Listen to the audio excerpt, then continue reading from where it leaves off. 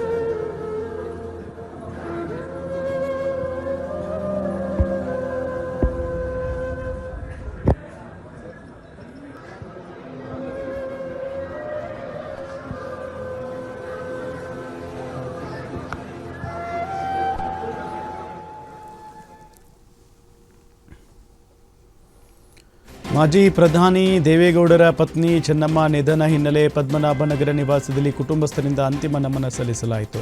ಚೆನ್ನಮ್ಮ ಪಾರ್ಥಿವ ಶರೀರಕ್ಕೆ ಕುಟುಂಬಸ್ಥರು ಅಂತಿಮ ಪೂಜೆ ನೆರವೇರಿಸಿದರು. ಸೊಸೆ ಅನಿತಾ ಕುಮಾರಸ್ವಾಮಿ, ಮಗಳು ಶೈಲಜಾ, ರೇವತಿ, ನಿಖಿಲ್ ಸೇರಿದಂತೆ ಕುಟುಂಬಸ್ಥರಿಂದ ಅಂತಿಮ ಪೂಜೆ ನೆರವೇರಿಸಲಾಯಿತು. ಅತ್ತೆ ಚೆನ್ನಮ್ಮ ಹಣೆಗೆ ಸೊಸೆ ಅನಿತಾ ಅರಿಶಿಣ ಕುಂಕುಮ ಇಟ್ಟರು. ಬಳಿಕ ಚೆನ್ನಮ್ಮ ಅಂತಿಮ ಯಾತ್ರೆ ಶುರುವಾಯಿತು. ಹೂಗಳಿಂದ ಅಲಂಕೃತಗೊಂಡಿರುವ ವಾಹನದಲ್ಲಿ ಹೊಳೆ ನರಸೀಪುರದತ್ತ ಅಂತಿಮ ಯಾತ್ರೆ ತೆರಳಿತು.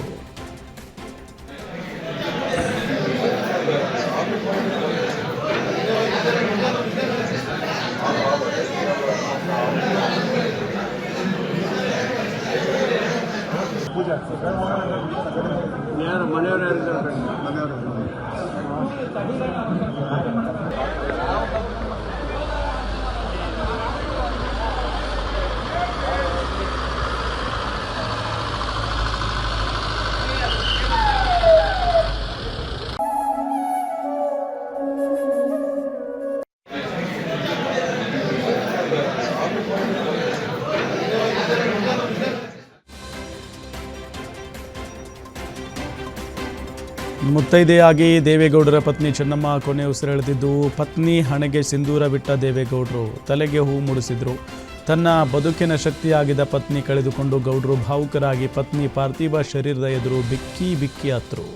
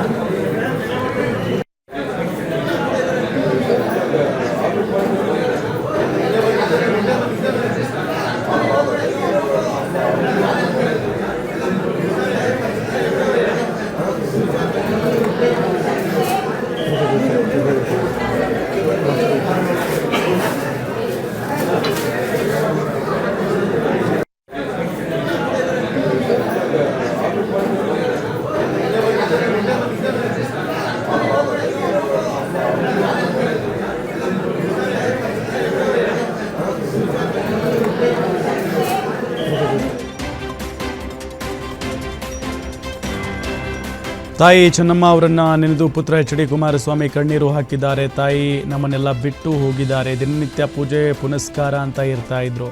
ಅಪಾರ ದೈವ ಭಕ್ತಿಯನ್ನು ಹೊಂದಿದ್ರು. ನನಗೆ ಆಸ್ಪತ್ರೆಯಿಂದ ವಾಪಸ್ ಆಗ್ತಾರೆ ಅನ್ನೋ ವಿಶ್ವಾಸ ಇತ್ತು. ಆದರೆ ತಾಯಿ ರಾಜರಾಜೇಶ್ವರಿ ನಮ್ಮಿಂದ ಅಮ್ಮನನ್ನು ಕರೆದುಕೊಂಡು ಹೋಗಿದ್ದಾರೆ ಅಂತ ಗ್ಯಾರಂಟಿ ನ್ಯೂಸ್ ಬಳಿ ಕಣ್ಣೀರಿಟ್ಟಿದ್ದಾರೆ. ನೋಡಿದ್ದೇವೆ. ದೇವೇಗೌಡರ ಬದುಕಿನಲ್ಲಿ ಅವರೇ ಹಲವಾರು ಬಾರಿ ಹೇಳಿದ್ದಾರೆ, ನನ್ನ ಬದುಕಿನ ಯಶಸ್ಸು ಅವರ ಪತ್ನಿ ಆದಂಥ ನನಗೆ ಜನ್ಮ ಕೊಟ್ಟಂತ ನನ್ನ ಅಮ್ಮ, ನನ್ನ ತಾಯಿ ಅವರು ಪ್ರಮುಖ ಕಾರಣ ಅಂತಕ್ಕಂಥದ್ದನ್ನು ನೂರಾರು ಬಾರಿ ಹೇಳಿದ್ದಾರೆ. ಅದರ ಜೊತೆಗೆ ನಾವು ಹುಟ್ಟಿದ ನಂತರ ನಮಗೆ ಒಂದು ಪ್ರಪಂಚದ ಜ್ಞಾನ ಬಂದಾಗ ಆ ಸಣ್ಣ ಮಕ್ಕಳಿಂದಲೂ ಅವರ ಬದುಕನ್ನು ನೋಡಿದ್ದೇವೆ. ಬಹುಶಃ ಅವರಂತ ಒಬ್ಬ ಮಹಾನ್ ಭಕ್ತೆ ನಾವು ನೋಡ್ಲಿಕ್ಕೆ ಸಾಧ್ಯ ಇಲ್ಲ. ನನ್ನ ತಾಯಿ ಅಂತ ಹೇಳೋದಲ್ಲ, ಅವರು ದೇವರ ಮೇಲೆ ಇಟ್ಟಂತ ನಂಬಿಕೆಗಳೇನಿದೆ, ಆ ನಂಬಿಕೆ ಇವತ್ತು ನಮ್ಮ ಎಲ್ಲರನ್ನೂ ಈ ರೀತಿಯ ಒಂದು ಬದುಕಿನಲ್ಲಿ ಯಶಸ್ಸು ಕಾಣ್ತಕ್ಕಂಥದ್ದು ಅಷ್ಟೇ ಅಲ್ಲ, ಬಡವರ ಬಗ್ಗೆ ಯಾವ ರೀತಿ ನಾವು ಕೆಲಸವನ್ನು ಮಾಡಬೇಕು ಅಂತಕ್ಕಂಥ ನಮಗೆ ಸಂದೇಶ ಕೊಟ್ಟಂತವರು, ಮಾರ್ಗದರ್ಶನ ಕೊಟ್ಟಂತವರು, ನಮ್ಮನ್ನು ಜನ್ಮ ಕೊಟ್ಟಂತ ನಮ್ಮ ತಾಯಿ.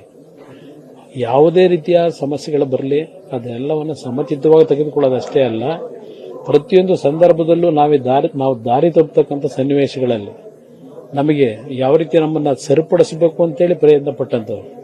ಯಾವುದೇ ಕಾರಣಕ್ಕೂ ನಿಮ್ಮ ತಂದೆಗಾಗಲಿ ನನಗಾಗಲಿ ಕೆಟ್ಟ ಹೆಸರು ತರಬಾರದು ಅಂತಕ್ಕಂಥ ಯಾವಾಗಲೂ ಹೇಳ್ತಕ್ಕಂಥಷ್ಟೆಲ್ಲ ಜೀವನದಲ್ಲಿ ಯಾವ ರೀತಿ ನಡೆಯಬೇಕು ಅಂತಕ್ಕಂಥದ್ದನ್ನು ಅವರಿಂದ ಕಲ್ತಿದ್ದೇವೆ.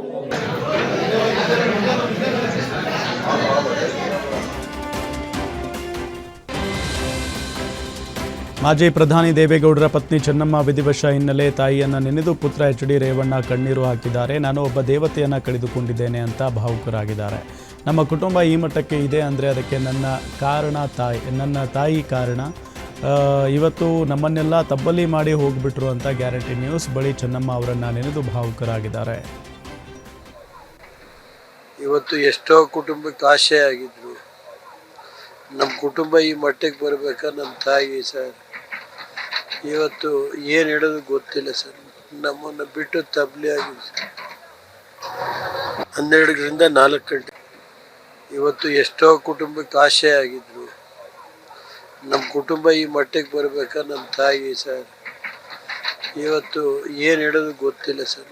ನಮ್ಮನ್ನು ಬಿಟ್ಟು ತಬ್ಲಿ ಆಗಿದೆ ಸರ್.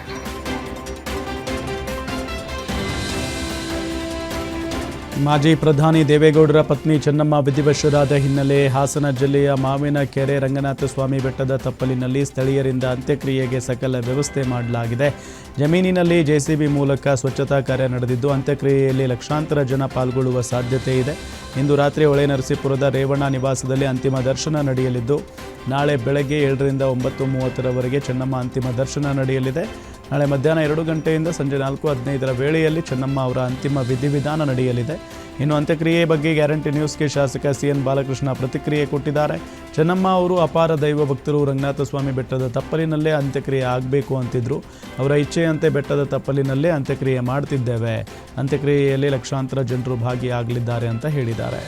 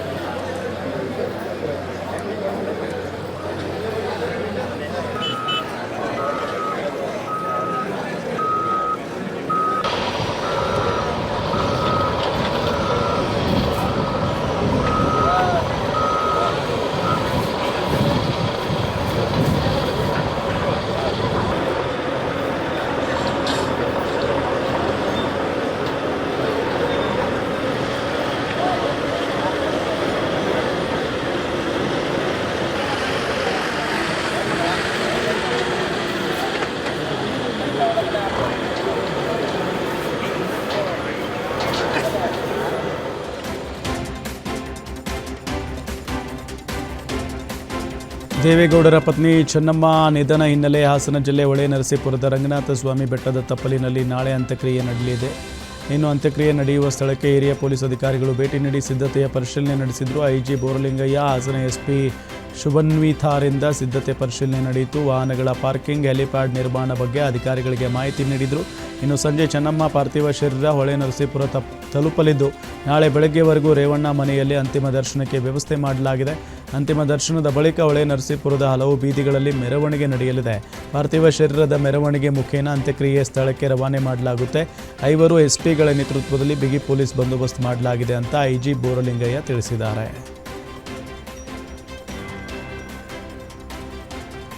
ಚೆನ್ನಮ್ಮರನ್ನ ನೆನೆದು ಸೊಸೆ ಭವಾನಿ ರೇವಣ್ಣ ಭಾವುಕರಾಗಿದ್ದಾರೆ. ನನಗೆ ಚೆನ್ನಮ್ಮ ಅತ್ತೆ ಆಗಿರಲಿಲ್ಲ, ತಾಯಿಯಂತೆ ನೋಡಿಕೊಂಡ್ರು. ಹೊಳೆ ನರಸೀಪುರಕ್ಕೂ ಚೆನ್ನಮ್ಮಗೂ ಇದ್ದ ನಂಟಿನ ಬಗ್ಗೆ ಭವಾನಿ ರೇವಣ್ಣ ವಿವರಿಸಿದರು.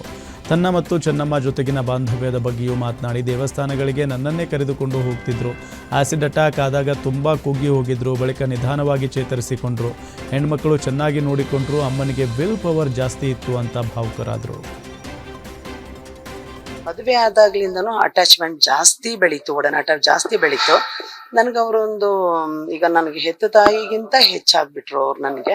ಹಾಗಾಗಿ ಒಡನಾಟ ಜಾಸ್ತಿ ಇರೋದ್ರಿಂದ ಜೊತೆಯಲ್ಲಿ ಒಂದು ಮದ್ವೆಗೆ ಹೋಗ್ಲಿ, ಒಂದು ದೇವಸ್ಥಾನಕ್ಕೆ ಹೋಗ್ಲಿ, ಅಥವಾ ಯಾವ್ದಾದ್ರು ಒಂದು ಇದಕ್ಕೆ ಹೋಗ್ಲಿ, ಭವಾನಿ ಜೊತೆ ಹೋಗೋಣ, ಭವಾನಿ ಜೊತೆ ಹೋಗೋಣ ಹಾಗೇ ಕರಿತಾ ಇರೋರು. ಹಾಗಾಗಿ ನಾನು ಅವ್ರ ಜೊತೆನೆ ಸುತ್ತಾಡಿ ಮಾಡಿ, ಹಾಗಾಗಿ ಅವರು ಹೆಚ್ಚು ಜೊತೆಲಿ ಇರ್ತಿದ್ವಿ. ಇನ್ನ ಅವರ ಇಬ್ರು ಹೆಣ್ಮಕ್ಳು ಕೂಡ ತುಂಬಾ ಚೆನ್ನಾಗಿ ನೋಡ್ಕೊಂಡ್ರು. ಡಾಕ್ಟರ್ ಮಂಜುನಾಥ್ ಅವ್ರ ವೈಫ್ ದೊಡ್ಡವರು ಅನಸೂಯ, ಇನ್ನೊಬ್ರು ಶೈಲಜಾ, ಅವ್ರ ಯಜಮಾನ್ರು ಕೂಡ ಡಾಕ್ಟ್ರೇನೆ. ಮನೆಯಲ್ಲಿ ಡಾಕ್ಟರ್ಗಳ ಫೆಸಿಲಿಟಿ, ಆಮೇಲೆ ಎಲ್ಲ ಮನೆಯಲ್ಲಿ ನೋಡ್ಕೊಳ್ಳೋ ಒಂದು ಅನುಕೂಲತೆ ಎಲ್ಲ ಇರೋದ್ರಿಂದ ನಮ್ಮ ಅಮ್ಮನಿಗೆ ಸ್ವಲ್ಪ ದೈಹಿಕವಾಗಿ ಬಹಳ ಬೇಗ ಕುಗ್ಬಿಟ್ರು ಅವರು. ಅಂದ್ರೆ ಸ್ವಲ್ಪ ಆಸಿಡ್ ಬಿದ್ದು ಎಲ್ಲ ಇದಾದಾಗ್ಲೇನೆ ದೇಹಕ್ಕೆ ಹಾನಿಯಾಗಿತ್ತು. ಆದ್ರೂ ಕೂಡ ಅವರು ಅದರಿಂದ ಸರ್ವೈವ್ ಆದ್ರು. ಅಂದ್ರೆ ಅವ್ರಿಗೆ ವಿಲ್ ಪವರ್ ಚೆನ್ನಾಗಿತ್ತು. ಮದುವೆ ಆದಾಗ್ಲಿಂದನೂ ಅಟ್ಯಾಚ್ಮೆಂಟ್. ಅಜ್ಜಿ ಚೆನ್ನಮ್ಮ ವಿಧಿವಶ ಹಿನ್ನೆಲೆ ಪರಪ್ಪನ ಅಗ್ರಹಾರ ಜೈಲಿನಲ್ಲಿರುವ ಪ್ರಜ್ವಲ್ ರೇವಣ್ಣ ಶಾಕ್ ಆಗಿದ್ದಾರೆ. ಚೆನ್ನಮ್ಮರ ಪ್ರೀತಿಯ ಮೊಮ್ಮಗನಾಗಿರೋ ಪ್ರಜ್ವಲ್ ರೇವಣ್ಣ ಈಗ ಅಜ್ಜಿಯ ಸಾವಿನ ವಿಷಯ ಕೇಳಿ ಕೊನೆಗಾಲದಲ್ಲಿ ಅಜ್ಜಿ ಮುಖ ನೋಡಲು ಸಾಧ್ಯವಾಗದೆ ಕಣ್ಣೀರು ಹಾಕಿದ್ದಾರೆ. ಜೀವಾವಧಿ ಶಿಕ್ಷೆಗೆ ಗುರಿಯಾಗಿ ಜೈಲಿನಲ್ಲಿರುವ ಪ್ರಜ್ವಲ್ ರೇವಣ್ಣ ಅಜ್ಜಿಯನ್ನು ನೆನೆದು ಬಿಕ್ಕಿ ಬಿಕ್ಕಿ ಹತ್ತಿದ್ದಾರೆ. ಇನ್ನು ಅಜ್ಜಿ ಅಂತ್ಯಕ್ರಿಯೆಯಲ್ಲಿ ಭಾಗಿಯಾಗಲು ಪ್ರಜ್ವಲ್ ಕಾಯ್ತಾ ಇದ್ದು, ವಕೀಲರ ಮುಖೇನ ಪ್ರಜ್ವಲ್ ರೇವಣ್ಣ ಪೆರೋಲ್ ಅರ್ಜಿ ಸಲ್ಲಿಕೆ ಮಾಡಲಿದ್ದಾರೆ. ಜಿಲ್ಲಾಧಿಕಾರಿಗಳಿಗೂ ಅವಕಾಶ ಮಾಡಿಕೊಡಿ ಅಂತ ಕೇಳಿರುವ ಸಾಧ್ಯತೆ ಇದೆ ಎನ್ನಲಾಗಿದ್ದು, ನಾಳೆ ಪ್ರಜ್ವಲ್ ರೇವಣ್ಣಗೆ ಪೆರೋಲ್ ಸಿಗುವ ಸಾಧ್ಯತೆ ಇದೆ.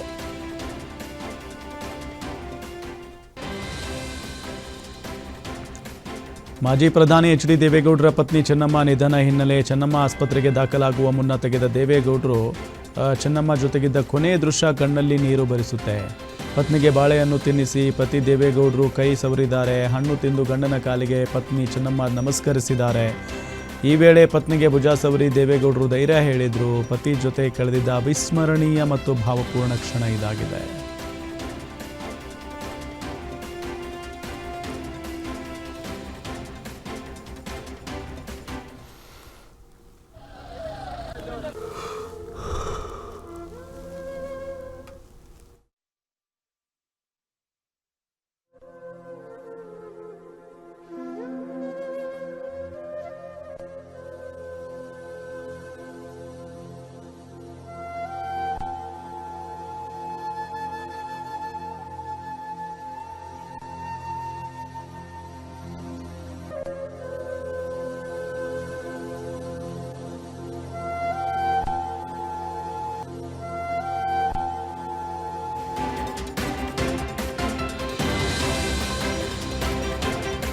ಮಾಜಿ ಪ್ರಧಾನಿ ದೇವೇಗೌಡರ ಪತ್ನಿ ಚೆನ್ನಮ್ಮ ನಿಧನಕ್ಕೆ ಹಿರಿಯ ನಟ ದೊಡ್ಡಣ್ಣ ಸಂತಾಪ ಸೂಚಿಸಿದ್ದಾರೆ. ದೇವೇಗೌಡರ ಪತ್ನಿ ಚೆನ್ನಮ್ಮ ವಿಧಿವಶರಾಗಿದ್ದು ಅತೀವ ದುಃಖ ತಂದಿದೆ. ನಿಜವಾಗಿಯೂ ಇದು ಮುತ್ತೈದೆ ಸಾವು, ಎಲ್ಲರಿಗೂ ಸಿಗಲ್ಲ. ದೇವೇಗೌಡರು ನಾನು ಒಂದೇ ಜಿಲ್ಲೆಯವರು, ಹೇಳಿಕೊಳ್ಳಲು ಹೆಮ್ಮೆ ಆಗುತ್ತೆ. ಚೆನ್ನಮ್ಮ ಅವರ ಆತ್ಮಕ್ಕೆ ಶಾಂತಿ ಸಿಗಲಿ ಅಂತ ಸಂತಾಪ ವ್ಯಕ್ತಪಡಿಸಿದರು. ದೇವೇಗೌಡರ ಧರ್ಮಪತ್ನಿ ಚೆನ್ನಮ್ಮನವರು ದೈವಾಧೀನರಾಗಿದ್ದಾರೆ. ಮುಖ್ಯವಾಗಿ ಒಂದು ವಿಷಯ ಹೇಳೋದಕ್ಕೆ ಇಷ್ಟಪಡ್ತೀನಿ. ಮುತ್ತೈದೆ ಸಾವು ಎಷ್ಟು ತಾಯಿಂದ್ರಿಗೆ ಸಿಗೋಕೆ ಸಾಧ್ಯ?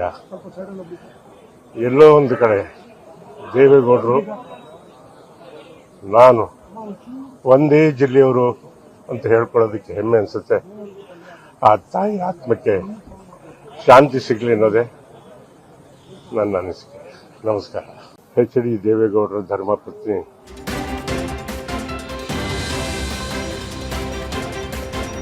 ಮಾಜಿ ಪ್ರಧಾನಿ ದೇವೇಗೌಡರ ಪತ್ನಿ ಚೆನ್ನಮ್ಮ ನಿಧನಕ್ಕೆ ತುಮಕೂರಿನ ಸಿದ್ಧಲಿಂಗ ಶ್ರೀಗಳು ಪತ್ರದ ಮೂಲಕ ಸಂತಾಪ ಸೂಚಿಸಿದ್ದಾರೆ. ಚೆನ್ನಮ್ಮನವರು ಮಾಜಿ ಪ್ರಧಾನಿ, ಸುದೀರ್ಘ ರಾಜಕೀಯಕ್ಕೆ ಜೀವನಕ್ಕೆ ನೆರಳಾಗಿ ನಿಂತು ಇಡೀ ಕುಟುಂಬಕ್ಕೆ ದೊಡ್ಡ ಶಕ್ತಿಯಾಗಿದ್ದರು. ಚೆನ್ನಮ್ಮ ಆತ್ಮಕ್ಕೆ ಶಾಂತಿ ಸಿಗಲಿ ಅಂತ ಪ್ರಾರ್ಥಿಸಿದರು. ಇನ್ನು ದೇವೇಗೌಡರ ಕುಟುಂಬಕ್ಕೆ ದುಃಖ ಭರಿಸುವ ಶಕ್ತಿ ಸಿದ್ಧಲಿಂಗೇಶ್ವರ ಸ್ವಾಮಿ ನೀಡಲಿ ಅಂತ ಭಾವಪೂರ್ಣ ಶ್ರದ್ಧಾಂಜಲಿ ಅರ್ಪಿಸಿ ಚೆನ್ನಮ್ಮ ನಿಧನಕ್ಕೆ ಸಂತಾಪ ಸೂಚಿಸಿದ್ದಾರೆ.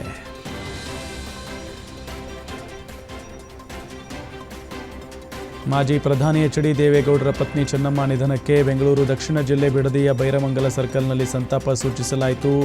ಟೌನ್ಶಿಪ್ ಯೋಜನೆ ವಿರೋಧಿಸಿ ರೈತರು ಸಂತಾಪ ಸೂಚಿಸಿ ಚೆನ್ನಮ್ಮನವರ ಫೋಟೋಗೆ ಪೂಜೆ ಸಲ್ಲಿಸಿ ಶ್ರದ್ಧಾಂಜಲಿ ಅರ್ಪಿಸಿದರು. ಫೋಟೋ ಪಕ್ಕ ಹೂವು ಹಣ್ಣು ಇಟ್ಟು ಪೂಜೆ ಸಲ್ಲಿಸಿದರು.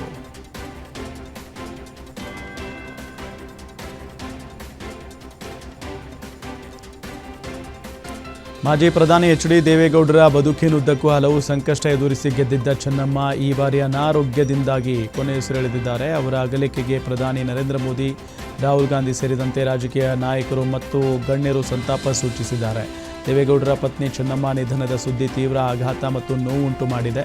ಸಮಾಜ ಸೇವೆಯ ಮೇಲಿದ್ದ ಅವರ ಅಪಾರ ಕಾಳಜಿ ಹಾಗೂ ಅವರ ವಿನಮ್ರ ಸ್ವಭಾವ ಎಲ್ಲರ ಗೌರವಕ್ಕೆ ಪಾತ್ರವಾಗಿತ್ತು.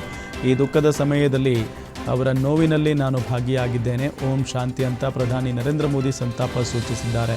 ಇಷ್ಟೇ ಅಲ್ಲ, ಸರಳ ಜೀವಿ ಚೆನ್ನಮ್ಮ ಅಗಲಿಕೆಗೆ ಇಡೀ ಕರುನಾಡೆ ಕಂಬನಿ ಮಿಡಿದಿದೆ.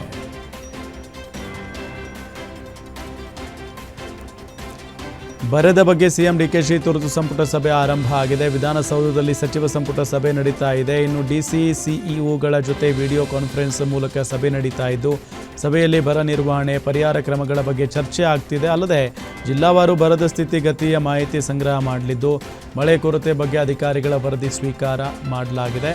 ಜಾನುವಾರುಗಳ ಮೇವಿನ ಅಭಾವದ ಬಗ್ಗೆ ಚರ್ಚೆ ನಡೀತಾ ಇದೆ. ಇನ್ನು ಜಲಾಶಯಗಳ ನೀರಿನ ಪ್ರಮಾಣದ ಪರಿಶೀಲನೆ, ಇಲಾಖಾವಾರು ಕಾರ್ಯಯೋಜನೆಗೆ ರೂಪುರೇಷೆ ನಡೆಸಲಾಗ್ತಾ ಇದೆ. ಅಲ್ಲದೆ ರಾಜ್ಯದ ಸ್ಥಿತಿಗತಿ ಬಗ್ಗೆ ಸಿಎಂ ಡಿಕೆಶಿ ಪರಿಶೀಲನೆ ನಡೆಸಲಿದ್ದಾರೆ. ಬರ ನಿರ್ವಹಣೆ ವಿಚಾರವಾಗಿ ಬೆಂಗಳೂರಿನಲ್ಲಿ ಸಿಎಂ ಡಿಕೆ ಶಿವಕುಮಾರ್ ಪ್ರತಿಕ್ರಿಯೆ ಕೊಟ್ಟಿದ್ದಾರೆ. ಬರಕ್ಕೆ ಸಂಡೇ ಇದೆಯಾ? ಪೊಲೀಸ್ ಡಿಸಿಗೆ ಸಂಡೇ ಇದೆಯಾ? ಮಂತ್ರಿಗಳಿಗೆ ಸಂಡೇ ಇದೆಯಾ ಅಂತ ಪ್ರಶ್ನೆ ಮಾಡಿದರು. ನಾವು ಮಂತ್ರಿಗಳು 24 ಗಂಟೆ ಕೆಲಸ ಮಾಡಬೇಕು. ಪ್ರತಿ ತಾಲೂಕಿಗೆ 1 ಕೋಟಿ ಹಣ ಇಟ್ಟಿದ್ದೇವೆ. ಕುಡಿಯುವ ನೀರಿಗೆ ವ್ಯವಸ್ಥೆ ಮಾಡಿದ್ದೇವೆ. ಕೆಲ ನಿರ್ದೇಶನ ಕೊಡಬೇಕು, ಅದಕ್ಕಾಗಿ ಸಭೆ ಕರೆದಿದ್ದೇವೆ ಅಂತ. ನಂತರ ಸಂಪುಟ ಸಭೆ ಇದೆ ಅಂತ ಹೇಳಿದರು.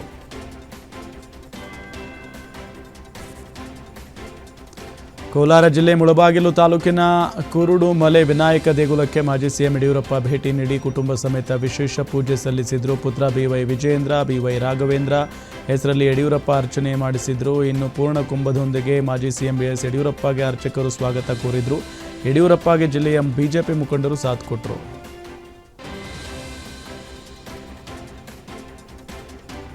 ರಾಜ್ಯದಲ್ಲಿ ಬರ ಎದುರಾಗಿದ್ದು, ಬರದ ಬಗ್ಗೆ ರಾಜ್ಯ ಸರ್ಕಾರಕ್ಕೆ ಯಾವುದೇ ಚಿಂತೆ ಇಲ್ಲ ಅಂತ ಮಾಜಿ ಸಿಎಂ ಯಡಿಯೂರಪ್ಪ ಪ್ರತಿಕ್ರಿಯೆ ನೀಡಿದ್ದಾರೆ. ಕೋಲಾರದಲ್ಲಿ ಈ ಬಗ್ಗೆ ಮಾತನಾಡಿದ ಅವರು, ರಾಜ್ಯದಲ್ಲಿ ಮಳೆ ಬೆಳೆ ಇಲ್ಲ, ಕೆರೆ ಕಟ್ಟೆಯಲ್ಲಿ ನೀರಿಲ್ಲ, ಜಲಾಶಯಗಳಲ್ಲಿ ನೀರಿಲ್ಲ. ರಾಜ್ಯದ ಜನ ಸಂಕಷ್ಟಕ್ಕೆ ಸಿಲುಕಿದ್ದಾರೆ. ಮಳೆ ಬೆಳೆಯಾಗಲೆಂದು ದೇವರಲ್ಲಿ ಪ್ರಾರ್ಥಿಸಿದ್ದಾರೆ ಅಂತ ಹೇಳಿದರು. ರೈತರ ಕಣ್ಣೀರು ಒರೆಸುವ, ನೆಮ್ಮದಿಯಾಗಿ ಬದುಕುವ ವ್ಯವಸ್ಥೆ ಈ ಸರ್ಕಾರ ಮಾಡಿಲ್ಲ. ಕುಡಿಯುವ ನೀರಿಗೆ ಹಾಹಾಕಾರ ಶುರುವಾಗಿದೆ. ಈ ಸರ್ಕಾರ ಜನರ ಸಮಸ್ಯೆಗಳಿಗೆ ಸ್ಪಂದಿಸುವ ಕೆಲಸ ಮಾಡಿಲ್ಲ ಅಂತ ಹೇಳಿದರು.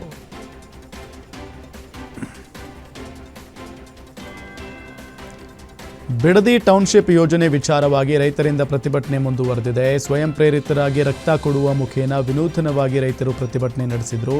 ಬಿಡದಿ ಗೆಳೆಯರ ಬಳಗದ ವತಿಯಿಂದ ಬ್ಲಡ್ ಕ್ಯಾಂಪ್ ಆಯೋಜನೆ ಮಾಡಿದ್ದು, ಸ್ವಯಂ ಪ್ರೇರಿತರಾಗಿ ರೈತರು ಹಾಗೂ ಯುವಕರು ರಕ್ತ ನೀಡಿದರು.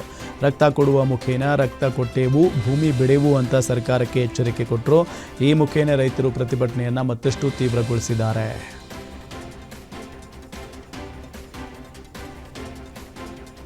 ಮನೆ ಮನೆಗೆ ಗ್ಯಾಸ್ ಸಿಲಿಂಡರ್ ಹಾಕುವ ಸಪ್ಲೈಯರ್ಸ್ ಎಚ್ಚರವಾಗಿರಬೇಕು. ನೆಲಮಂಗಲದಲ್ಲಿ ಹಾಡ ಹಗಲೇ ಗ್ಯಾಸ್ ಸಪ್ಲೈಯರ್ಸ್ ಬೈಕ್ ನಿಲ್ಲಿಸಿದ ಕ್ಷಣದಲ್ಲೇ ಕಳ್ಳ ಸಿಲಿಂಡರ್ ಕದ್ದಿದ್ದು ಸಪ್ಲೈಯರ್ಸ್ ಬೆಚ್ಚಿ ಬಿದ್ದಿದ್ದಾರೆ. ತೋಟದ ಗುಡ್ಡದ ಹಳ್ಳಿಯಲ್ಲೂ ಕಳ್ಳತನದಲ್ಲಿ ಇದೇ ವ್ಯಕ್ತಿ ಭಾಗಿಯಾಗಿದ್ದು, ಸಪ್ಲೈಯರ್ ಉಮೇಶ್ ಬೈಕ್ ನಿಲ್ಲಿಸಿದ್ದ ವೇಳೆ ಕಳ್ಳತನವಾಗಿದೆ. ಸಿಲಿಂಡರ್ ಅಳವಡಿಸಿ ಬರೋಷ್ಟರಲ್ಲಿ ಬೈಕ್ನಿಂದ ಸಿಲಿಂಡರ್ ಕದ್ದು ಎಸ್ಕೇಪ್ ಆಗಿದ್ದಾನೆ. ಇನ್ನು ಕಳ್ಳನ ಕೈ ಚಳಕ ಸಿಸಿಟಿವಿಯಲ್ಲಿ ಸೆರೆಯಾಗಿದ್ದು ಮಾದನಾಯಕನಹಳ್ಳಿ ಪೊಲೀಸ್ ಠಾಣೆಯಲ್ಲಿ ಪ್ರಕರಣ ದಾಖಲಾಗಿದೆ.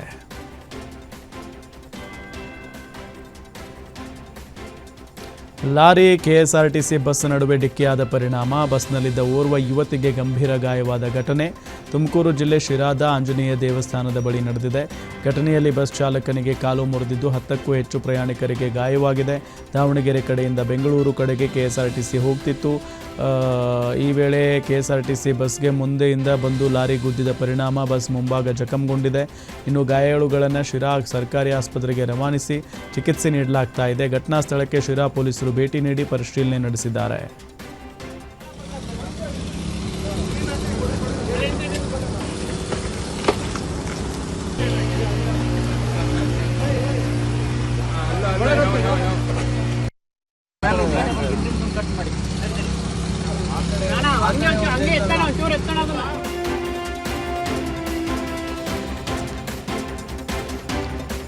ಗಂಡ ಹಾಗೂ ಮಾವನ ಕಿರುಕುಳಕ್ಕೆ ಮಹಿಳೆಯೊಬ್ಬರು ನೇಣಿಗೆ ಶರಣಾಗಿರುವಂಥ ಘಟನೆ ಕಲಾಸಿಪಾಳ್ಯ ಪೊಲೀಸ್ ಠಾಣಾ ವ್ಯಾಪ್ತಿಯಲ್ಲಿ ನಡೆದಿದೆ. 31 ವರ್ಷದ ಮೈಮೋನಿಸಾ ಎಂಬ ಮಹಿಳೆ ಆತ್ಮಹತ್ಯೆ ಮಾಡಿಕೊಂಡಿದ್ದು ವರದಕ್ಷಿಣೆ ತೆಗೆದುಕೊಂಡು ಬಾ ಅಂತ ಗಂಡ ಹಾಗೂ ಮಾವ ಪ್ರತಿದಿನ ಪೀಡಿಸ್ತಾ ಇದ್ರು. ಇನ್ನು ಗಂಡ ಜುನೈದ್ನನ್ನ ಕಲಾಸಿಪಾಳ್ಯ ಪೊಲೀಸರು ಬಂಧಿಸಿದ್ದು ಕಲಾಸಿಪಾಳ್ಯ ಪೊಲೀಸ್ ಠಾಣೆಯಲ್ಲಿ ಕೇಸ್ ದಾಖಲಾಗಿದೆ.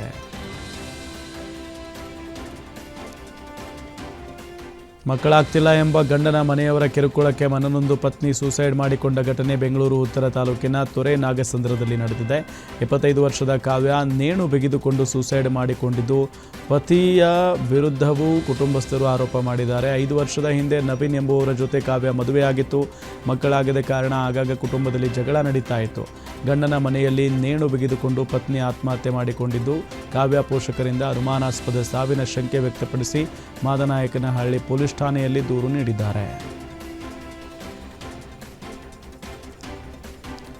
ಕಲಬುರಗಿ ಸೆಂಟ್ರಲ್ ಜೈಲಿನಿಂದ 3 ಕೈದಿಗಳು ಎಸ್ಕೇಪ್ ಆದ ಪ್ರಕರಣಕ್ಕೆ ಸಂಬಂಧಪಟ್ಟಂತೆ ಜೈಲಿನಿಂದ ಪರಾರಿಯಾಗಿದ್ದ ಮತ್ತೊಬ್ಬ ಸಜಾ ಕೈದಿ ಅರೆಸ್ಟ್ ಆಗಿದ್ದಾನೆ. ಬೀದರ್ ಜಿಲ್ಲೆ ಭಾಲ್ಕೆ ಬಸ್ ನಿಲ್ದಾಣದಲ್ಲಿ ಕೈದಿ ಸಾಗರ್ನನ್ನು ಕಲಬುರಗಿ ಬೀದರ್ ಪೊಲೀಸರು ಬಂಧಿಸಿದ್ದಾರೆ. 4 ದಿನದಿಂದ ತಲೆಮರೆಸಿಕೊಂಡಿದ್ದ ಕೈದಿ ಪೊಲೀಸರ ಬಲೆಗೆ ಬಿದ್ದಿದ್ದಾನೆ. ಭಾಲ್ಕೆ ಬಸ್ ನಿಲ್ದಾಣದಲ್ಲಿ ಚಳಕಾಪುರ್ಗೆ ತೆರಳಲು ಬಸ್ಗಾಗಿ ಸಾಗರ್ ಕಾದು ಕುಳಿತಿದ್ದಾಗ ಪೊಲೀಸರು ಬಂಧಿಸಿದ್ದಾರೆ. ಇನ್ನು ಪರಾರಿಯಾಗಿದ್ದ 3 ಸಜಾ ಕೈದಿಗಳಲ್ಲಿ ಇಬ್ಬರು ಈಗ ಪೊಲೀಸರ ವಶದಲ್ಲಿದ್ದಾರೆ. ಈ ಮೊದಲು ಸಂತೋಷ್ ಎಂಬ ಕೈದಿ ಕಾಲಿಗೆ ಗುಂಡು ಹೊಡೆದು ಪೊಲೀಸರು ಬಂಧಿಸಿದರು. ಈಗ 3ನೇ ಕೈದಿ ಮಸ್ತಾನ್ಗಾಗಿ ಶೋಧ ಕಾರ್ಯ ಮುಂದುವರೆದಿದೆ. ಮಸ್ತಾನ್ ಎಸ್ಕೇಪ್ ಪ್ರಕರಣದ ಮಾಸ್ಟರ್ ಮೈಂಡ್ ಆಗಿದ್ದು 3 ಎಸ್ಕೇಪ್ ಆಗಲು ಸ್ಕೆಚ್ ಹಾಕಿದ್ದೇ ಮಸ್ತಾನ್ ಎನ್ನಲಾಗ್ತಿದೆ.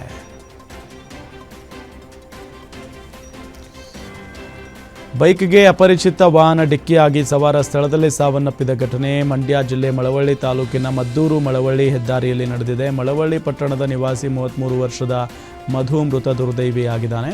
ಬೈಕ್ನಲ್ಲಿ ತೆರಳುತ್ತಿದ್ದಾಗ ಅಪರಿಚಿತ ವಾಹನ ಡಿಕ್ಕಿಯಾಗಿದೆ. ಡಿಕ್ಕಿ ರಭಸಕ್ಕೆ ಬೈಕ್ ಸವಾರನ ತಲೆ ನಜ್ಜುಗುಜ್ಜಾಗಿದೆ. ಸ್ಥಳಕ್ಕೆ ಮಳವಳ್ಳಿ ಪೊಲೀಸರು ಭೇಟಿ ನೀಡಿ ಪರಿಶೀಲನೆ ನಡೆಸಿದ್ದಾರೆ. ಮಳವಳ್ಳಿ ಗ್ರಾಮಾಂತರ ಪೊಲೀಸ್ ಠಾಣಾ ವ್ಯಾಪ್ತಿಯಲ್ಲಿ ಪ್ರಕರಣ ದಾಖಲಾಗಿದೆ.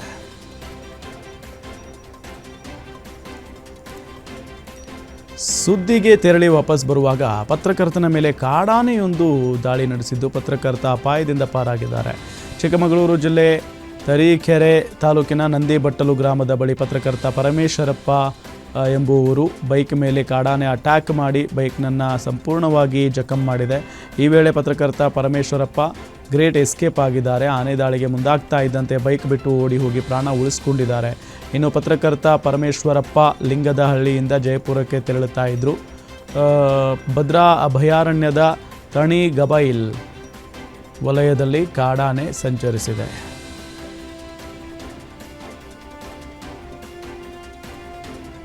ಮಂಡ್ಯ ಜಿಲ್ಲೆ ಮದ್ದೂರಿನ ಆಬಲವಾಡಿಯ ತೋಪಿನ ತಿಮ್ಮಪ್ಪನ ಸನ್ನಿಧಿಯಲ್ಲಿ ಭಕ್ತರಿಂದ ಹರಿಸೇವೆ ನಡೆದಿದ್ದು ತಾವರೆ ಎಲೆಯಲ್ಲಿ ಅನ್ನ ಸಂತರ್ಪಣೆ ಏರ್ಪಡಿಸಲಾಗಿತ್ತು. ಪ್ರತಿ ವರ್ಷ ಆಷಾಢ ಮಾಸದಲ್ಲಿ ತೋಪಿನ ತಿಮ್ಮಪ್ಪನಿಗೆ ಹರಿಸೇವೆ ನಡೆಸಲಾಗ್ತಿದ್ದು ಹರಿಸೇವೆಯಲ್ಲಿ ದೇಗುಲದ ಮುಂಭಾಗ ತಾವರೆ ಎಲೆಯಲ್ಲಿ ಊಟ ಮಾಡಿದರೆ ಪುಣ್ಯ ಪ್ರಾಪ್ತಿಯಾಗುವ ನಂಬಿಕೆ ಭಕ್ತರದ್ದು. ಹೀಗಾಗಿ ತಾವರೆ ಎಲೆಯಲ್ಲಿ ಭಕ್ತರಿಗೆ ಊಟ ಬಡಿಸಲಾಯಿತು.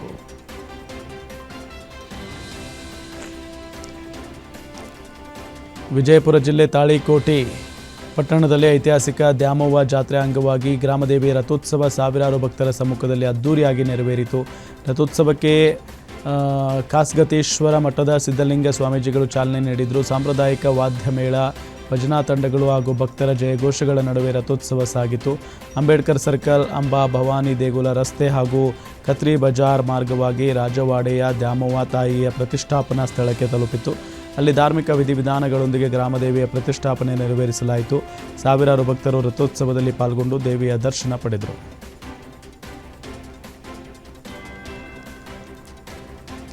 ಜಮ್ಮು ಕಾಶ್ಮೀರದ ರಾಜೌರಿ ಮತ್ತು ಪೂಂಚ್ ಜಿಲ್ಲೆಗಳಲ್ಲಿ ರಾತ್ರಿ ಇಡೀ ನಿರಂತರ ಮಳೆಯಿಂದಾಗಿ ಉಂಟಾದ ಹಠಾತ್ ಪ್ರವಾಹ ಅಪಾರ ಹಾನಿಯನ್ನು ಉಂಟು ಮಾಡಿದೆ. ಹಠಾತ್ ಪ್ರವಾಹದಿಂದ ಈವರೆಗೆ 4 ಮೃತಪಟ್ಟಿದ್ದು 5 ನಾಪತ್ತೆಯಾಗಿದ್ದಾರೆ.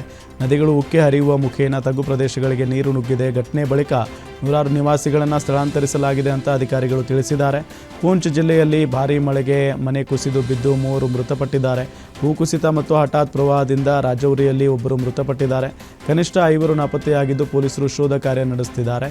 ಪೂಂಚ್ನ ಹವೇಲಿ ಪ್ರದೇಶದಲ್ಲಿ ಭಾರೀ ಮಳೆಯಿಂದ 7 ಮನೆಗಳಿಗೆ ಹಾನಿಯಾಗಿದೆ. ರಾಜೌರಿ ಪಟ್ಟಣದಲ್ಲಿ ಭಾರೀ ಪ್ರವಾಹ ಉಂಟಾಗಿದ್ದು ನದಿಗಳು ಉಕ್ಕಿ ಹರಿದ ಪರಿಣಾಮ ಹಲವು ವಾಹನಗಳು ಕೊಚ್ಚಿ ಹೋಗಿವೆ. ಸ್ಥಳೀಯ ಆಡಳಿತದ ಸಹಕಾರದೊಂದಿಗೆ ರಕ್ಷಣಾ ಕಾರ್ಯಾಚರಣೆ ಮತ್ತು ಜನರ ಸ್ಥಳಾಂತರ ಕಾರ್ಯ ನಡೀತಾ ಇದೆ.